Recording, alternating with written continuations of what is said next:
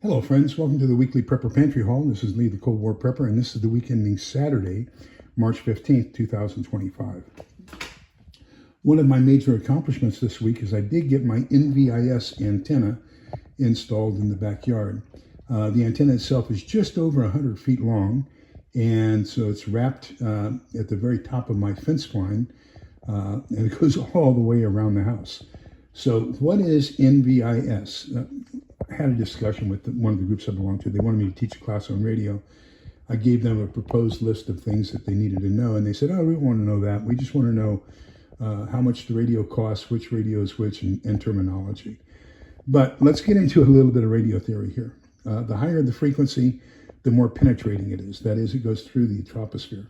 So with your Baofeng UV5R, which is a 2 meter, 70 centimeter, or VHF, UHF antenna, radio, that will penetrate through the troposphere. You can talk to the International Space Station on your Baofeng UV5R if that's what you have.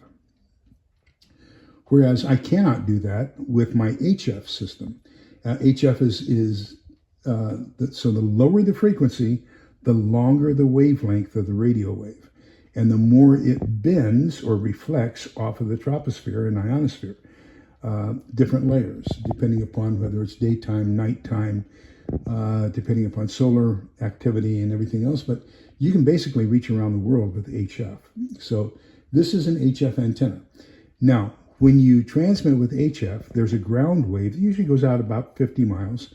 And then you've got a sky wave, and it can reflect back to Earth, anywhere. Oh gosh, I'm going to say a minimum of 150 miles away.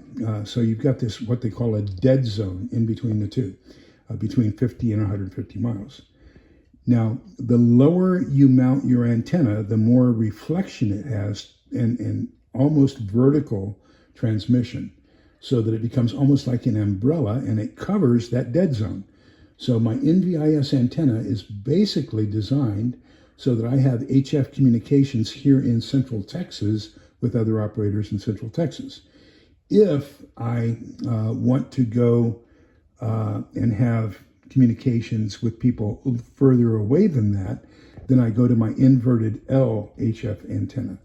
So everything is antenna dependent. That is the primary thing you need to learn about radio communications. Is if you've got $100 to spend $70 on your antenna and $30 on your radio. So I just added another antenna to my collection, and hopefully we'll have real good post-SHTF emergency communications. Don't forget about the Thrive Life sale going on this month. So we have green beans, chicken slices, and pineapple. I picked up all three of those. We also have Fuji apples and scrambled eggs, pepper jack cheese, instant brown rice, and instant milk. I also picked up an instant milk. Then I picked up one of the packages of instant meals. And I'll show you that here in just a minute. So I've got some toothpicks. Algerson Farms had, I got a can of peas. I was watching a History Channel type of thing, and they were talking about peas porridge hot, peas porridge cold, peas porridge in the pot 9 days old. Well, that's based off of the fact that they lived off of peas back in the 16th, 17th, and 18th centuries. So the 1500s, 1600s, 1700s. They would take the peas, cook them, and then mash them, and then thin them out just a little bit to make a porridge. And that's basically what people lived off of, along with carrots and a couple other vegetables. So I figured that probably would be good for us in a post-apocalyptic world. Picked up a can of Morton salt, and that will be vacuum sealed, and then a package of Toll House cocoa.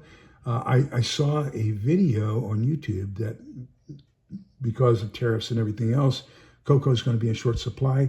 I went to Walmart looking for Hershey's cocoa. They are sold out. Don't expect any in for a while. So I had to pick up Nestle's, and I did. Got some dried tangerines. Those will be vacuum sealed as well.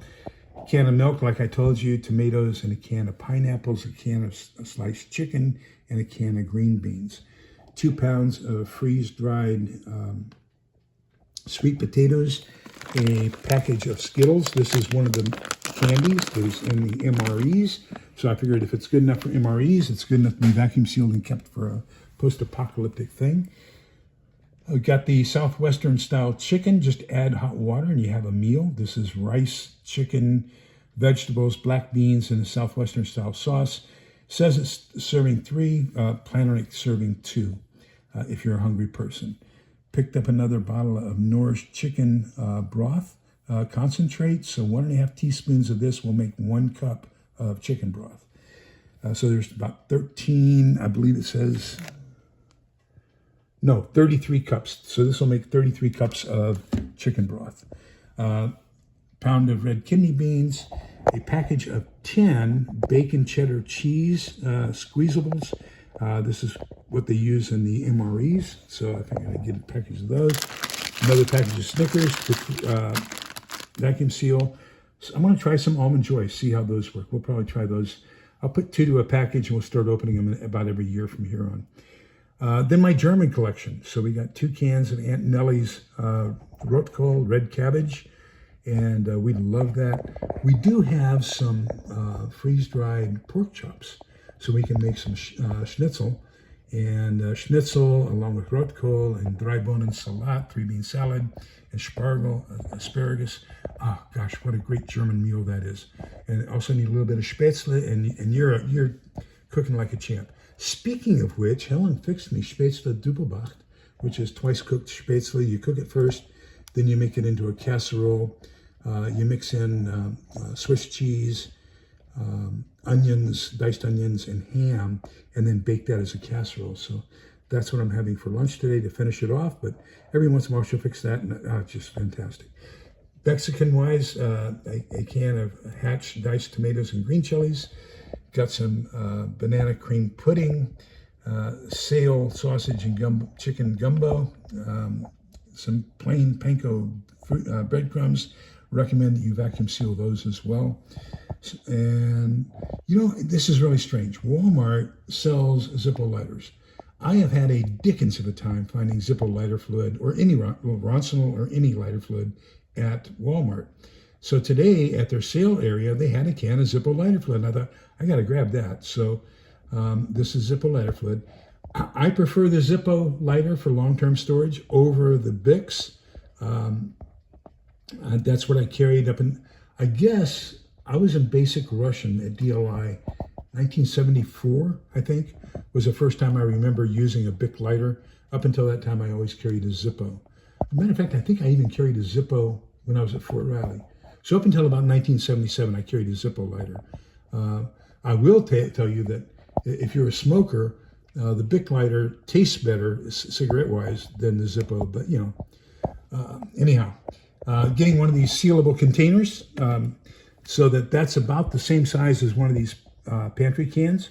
And I'm going to start picking up one of those a week so that I can start opening some of these, showing you some recipes with them, and then be able to reseal those. I'm not that convinced that this coffee can style lid is going to be that good as far as keeping freeze-dried foods. They say it'll keep for a year, except for the meats. I don't want to chance it. I'm going to put it in one of these vacuum seal type things. Did pick up a bag of coffee beans. Now the longest lasting, if you're going to store coffee, is freeze-dried or instant coffee. Then behind that is coffee beans, and then you grind those yourself. So that's what we picked up for this Prepper Pantry haul. Let me know what you're doing down below. Hopefully I've given you an idea or two. And remember that we're all in this together, so we can come out the other side together. Please be kind, polite, and respectful to each other, because togetherness is the key.